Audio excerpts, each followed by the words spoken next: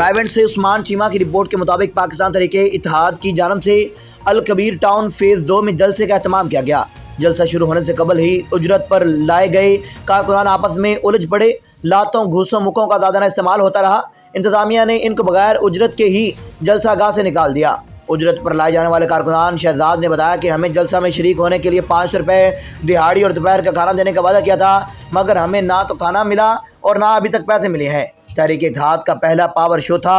पीछे तमाम कुर्सियां खाली नजर आती रहीं। कबीर टाउन प्रॉपर्टी डीलर्स को भी सख्ती से हिदायत दी गई थी कि वो अपने तमाम मुलाजमीन समेत शिरकत करें।